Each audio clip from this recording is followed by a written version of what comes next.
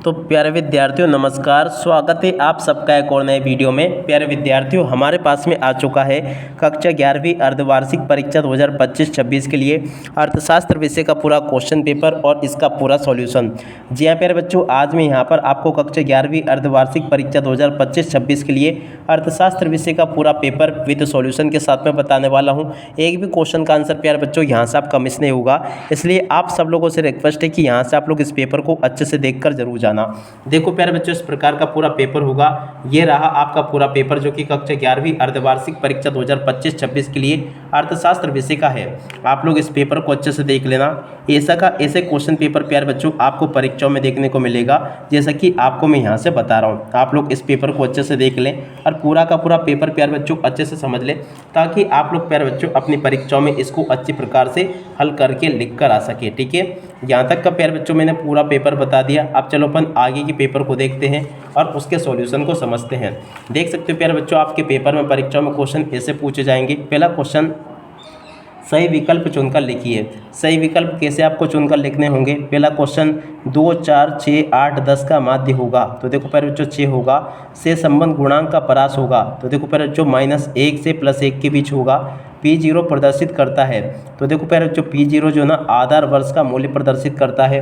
और अब अगला क्वेश्चन, भारत में आर्थिक सुधार प्रारंभ किए गए 1991 में प्रारंभ किए गए। अब अगला क्वेश्चन, महात्मा गांधी राष्ट्रीय ग्रामीण रोजगार गारंटी अधिनियम पारित हुआ, देखो प्यारे बच्चों 2005 में पारित हुआ।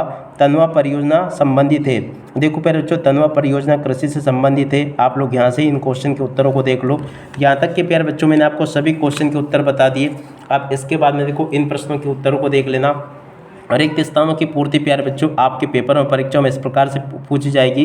पहला क्वेश्चन, प्राथमिक आंकड़े मौलिक समंक होते हैं। दूसरा क्वेश्चन, जनगणना विधि में समग्र की प्रत्येक इकाई का अध्ययन किया जाता है और भारत में जनगणना प्रत्येक 10 वर्ष में होती है। प्रशुल्क आयातित वस्तुओं पर लगाया जाने वाला एक प्रकार का कर है। और अब अगला क्वेश्चन, भारत में पंचवर्षीय योजना सन 1991 में प्रारंभ की गई। यहाँ पर प्यारे बच्चों आपको 1991 लिखना होगा। और अब अगला क्वेश्चन, भारत में Tata iron and steel airlines की स्थापना कब हुई थी? 1932 में हुई थी। देखो यहाँ तक के सभी क्वेश्चन के उत्तरों को आप लोग देख लो। उसके बाद में देखो यहाँ से आप लोग सत्य सत्य को देख कर जाना। सत्य सत्य में पहला क्वेश्चन, आर्थिक तथ्यों को आंकड़े भी कहते हैं, सत्य होगा।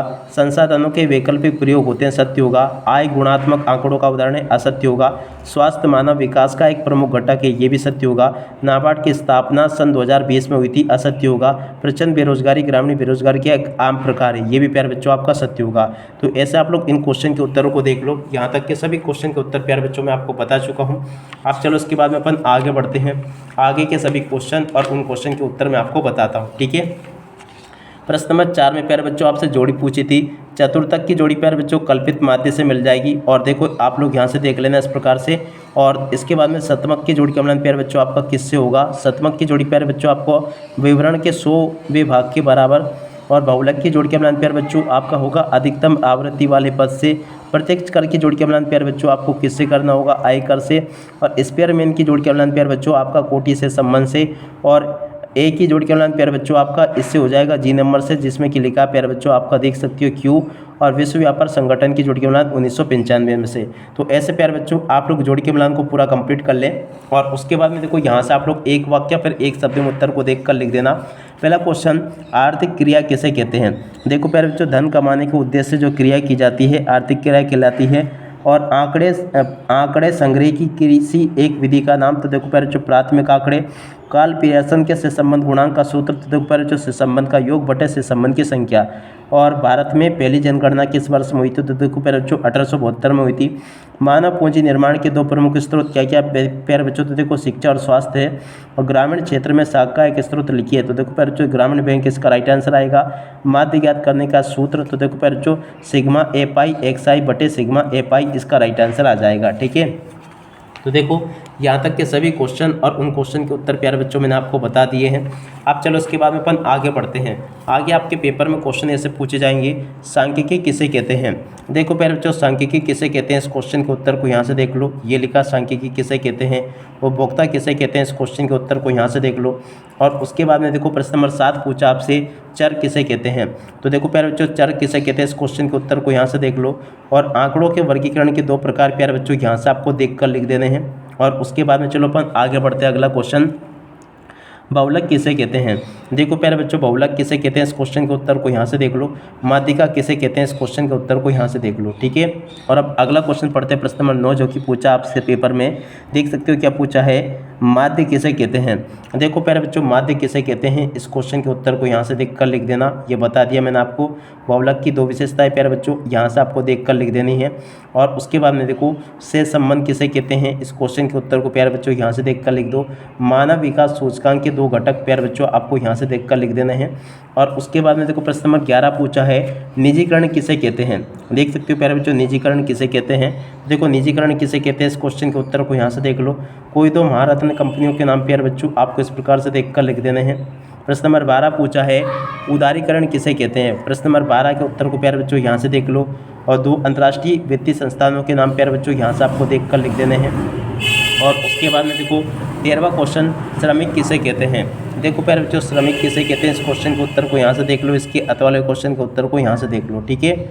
और उसके बाद में चलो अपन आगे बढ़ते हैं। आगे के सभी क्वेश्चन और उन क्वेश्चन के उत्तर और मैं आपको बताता हूँ। देखो अब आगे आपके पेपर में क्वेश्चन पूछा है, ग्रामीण विकास क्या है। प्रश्न नंबर 14 जो पूछा ना, इस क्वेश्चन के उत्तर को देख लेना। ये लिखा है, इसके अत वाले क्वेश्चन का उत्तर ये लिख लेना। प्रश्न नंबर 15 का उत्तर प्यारे बच्चों यहाँ से देख लो। ये लिखा है, इसके अत वाले क्वेश्चन के उत्तर को प्यारे बच्चों यहाँ से देख लो।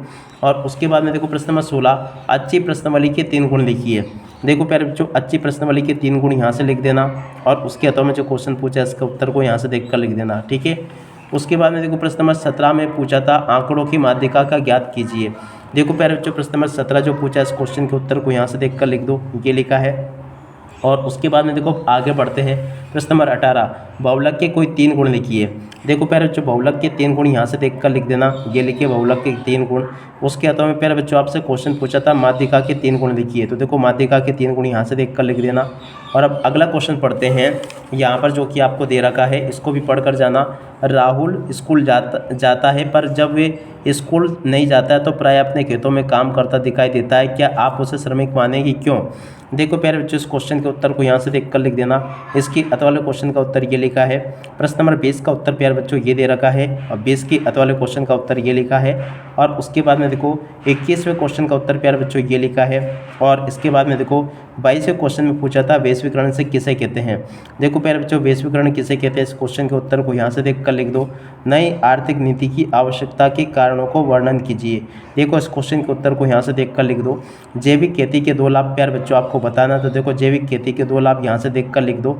और उसके अत वाले क्वेश्चन के उत्तर को प्यारे बच्चों यहाँ से देख कर लिख दो। ठीक है। ऐसे प्यारे बच्चों मैंने आपको यहाँ तक के सभी क्वेश्चन और उन क्वेश्चन के उत्तर बता दिए हैं। एक भी क्वेश्चन का उत्तर प्यारे बच्चों यहाँ से आपका मिस नहीं होगा। जैसे क्वेश्चन प्यारे बच्चों मैंने आपको बताया ना, ठीक वैसे के वैसे क्वेश्चंस आपके पेपर में परीक्षाओं में देखने को मिलेंगे। एक भी क्वेश्चन का आंसर प्यारे बच्चों यहाँ से आपका मिस नहीं होगा। अब इसी के साथ में प्यारे बच्चों इस वीडियो को यहीं पर पूरा करते हैं। नमस्कार, जय हिंद, जय भारत।